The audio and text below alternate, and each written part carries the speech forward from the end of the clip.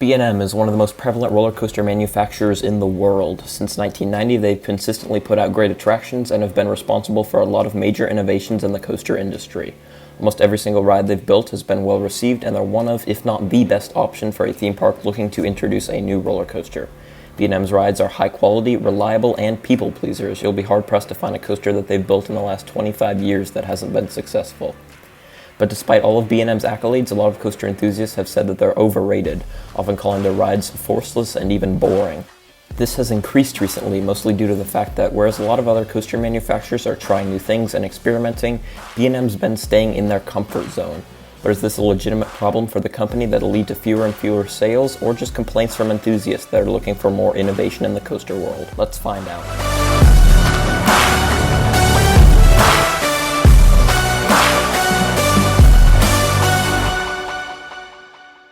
Like I mentioned, the main reason why some enthusiasts have begun to grow a distaste for B&M is a lack of innovation. The amusement industry is constantly changing, with new ride models and ideas popping up all the time. The past decade of roller coasters in particular has been about the modernization of certain concepts, with a greater focus for new extreme rides being ejector airtime, whippy inversions, and a smooth overall ride experience. Rocky Mountain Construction, or RMC, opened the floodgates for the quote-unquote modern roller coaster with New Texas Giant back in 2011. Since then, other manufacturers like Vekoma, Mach, and especially Intamin have gone along with that trend, each developing and improving their designs in order to sell them. The amusement industry, at the end of the day, is just that, an industry. Just like how traditional companies are trying to outdo each other to sell a product and make money, theme parks and manufacturers are doing the same thing. If you're making money, you're successful. If you're not, then you end up in the trash with all the other coaster manufacturers and parks that have gone bankrupt. That brings me back to B&M. Hypothetically, if they can't adapt to modern day standards, they won't be able to sell products and they won't make money, and then everything will turn to shit for them. Because to a company, it really doesn't matter what a bunch of whiny enthusiasts say. What matters is being able to sell a product and make money. And throughout their 30-year history, they have. Ever since the introduction of the inverted coaster with Batman the Ride back in 1992, B&M has been at or near the top of the industry, and for good reason. I could prattle on about all their great qualities for a long time, but I brought in a special guest who happens to be a huge fan of B&M to do that instead. This is Emoticano13. Be sure to check his channel out. He's one of the best Ultimate Coaster 2 creators in the world, so take it away, Emo. Hello y'all, this is Emoticano13 or whatever you want to call me, and this is my small rant on why B&M is the best manufacturer in the whole roller coaster industry, and that cannot be denied. So basically, B&M make the best roller coasters objectively. And the reasons being, they're reliable, they're capacity monsters, they're smooth, they're intense. They bring experiences that are suitable for the general public and enthusiasts. Like we have masterpieces like Dragon Con and Montu, Shambhala, Fury 325, you name it. While RMC, it is consistently the exact same elements. I'm not saying B&M is not the exact same elements over and over, but their style is just so much better. I'm saying this stuff's never written in RMC, but anyway, B&M style is just so consistent, so reliable, so good. Like, who would not put B&M at the top of their list? And I'm speaking for literally every single coaster enthusiast on the planet. Okay, that's my rant ended. Bye. Thank you, Emoticano13. So all those qualities and more have made B&M one of the best options for theme parks looking for a new coaster since 1990. Now I'm going to be honest with you guys. I had like 6,000 words written of a script where I would just pour over B&M's entire history, examining their beginnings, their so-called transformation, and how they are now. But this is a YouTube video and not history class. Anyway, let me summarize this up for you so I don't waste too much of your time. Back in the 1980s, Walter Bolliger and Claude Mabillard were engineers for Giovanola, a steel company that manufactured the track for some of Intamin's earlier coasters. The two men, Bolliger and Mabillard, developed a new type of box spine track, which Giovanola began producing for Intamin and was used on rides like Z-Force at Six Flags Great America and Shockwave at Six Flags Magic Mountain. A few years later, they left Giovanola and formed their own company, which was called Bolliger and Mabillard, or B&M for short. You probably know the rest. Their first coaster was Iron Wolf, then they introduced the inverted coaster, which was super popular, and then made a bunch of new innovative coaster models while continuing to be one of the most reliable and professional manufacturers around. Things were great up until the 2010s when RMC entered the scene, like I mentioned earlier. Everyone was hopping on the innovation train, with a bunch of other manufacturers rapidly developing their design to make it as good as possible, but not B&M. Throughout the 2010s, they continued to stick with what they knew, making the same style of ride as they had throughout their entire history. If it ain't broke, don't fix it, I guess. And there was no reason to. As you can see here, B&M built the most extreme roller coasters in that decade. So when a bunch of enthusiasts say that they're falling behind, that seems to be just the complaints of a group looking for more innovation instead of a tried and true method. Now it might look like that on the surface, but let's dig deeper.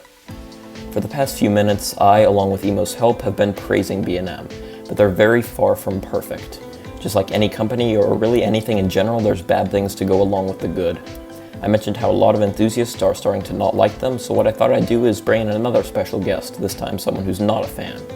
This is Bean1, check his channel out, and he'll be telling you a little bit about his opinions on the matter. My main issue with B&M is the lack of variety. Most models have a few elements that they stick to and never deviate from. Every invert has a loop, a zero-G roll, and obviously a lift hill, which is the same for stand-ups, besides Wildfire, which doesn't have a zero-G roll. Over half of flyers, 54.5%, are cloned, 44% of inverts, and 27.5% of their entire catalogue are cloned. Quite a lot of people talk about the Dream Park, and a good few people have like half of their rides being B&Ms. But have a stand-up, sit-down, and flawless in a park is like having two clones of a ride to reduce queues. Besides the train, most B&Ms are very similar, and the same as a couple of decades ago. B&M can only really be used as either filler or used sparingly, they can't fill a park alone. Like Bean said, variety is a big part of the possible fall of B&M. All of their models have been successful, with large parks often having 4 or 5 B&Ms in their lineup. But in a way, that's the point. There's not an infinite number of theme parks out there ready to buy new coasters.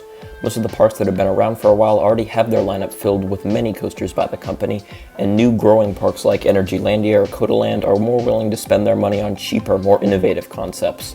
Look at Codaland, they're getting a shuttle Gerstlauer and a Vekoma tilt coaster. I'm still waiting on those to open, it's been a while, but anyway. B&M used to hold what was essentially monopoly over the industry when it came to certain ride types. They were by far the most successful manufacturer and the easy choice for a park with a decent budget when it came to inverts, dives, hypers, flyers, and wings. Nowadays, other companies, and by other companies I mean Vekoma, have come up with an answer to almost all of those. Almost every park that would be interested in an invert already has one, and those that don't might turn to Vekoma for an STC or a more family-friendly option. The Vekoma tilt coaster takes the gimmick of a B&M dive and completely blows it out of the water. If you're a member of the general public, what would make you more excited? A ride where the train hangs over the drop for a few seconds, or one where you can see the track disconnect with a train on it, then connect to another piece of track, and then drop? Yeah, that's what I thought. I can definitely see the tilt coaster becoming very popular in the future. Dives, though, are a model that are being built now more than ever, especially in terms of the smaller version with coasters like Valkyria, Emperor, and Dr. Diabolical's Cliffhanger. I don't think those are going anywhere, but there definitely is a serious competitor with the tilt coaster. B&M Hypers are still really popular, but that doesn't mean there isn't competition when it comes to that type of ride. Intamin, RMC, Mach, Gerstlauer, and SNS have all built coasters over 200 feet in the last 8 years, each with their own funky twist on the idea.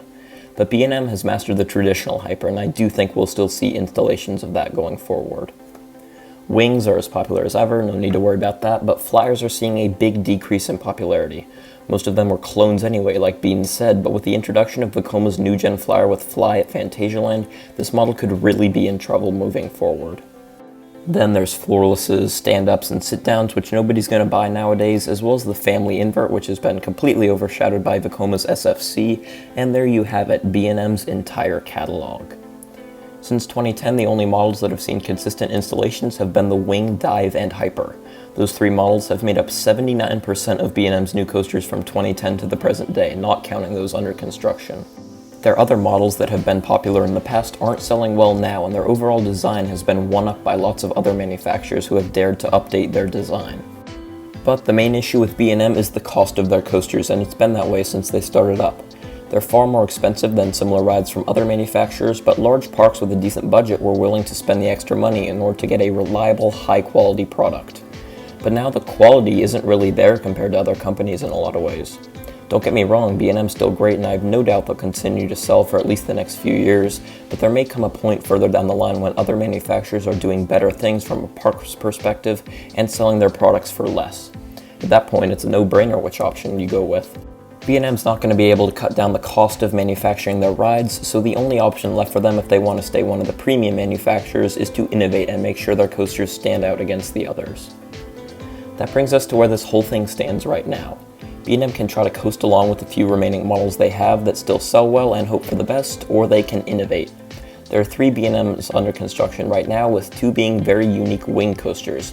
Maximus der Flug des Wachters is going to Legoland Deutschland and is family-oriented, but with 2 inversions.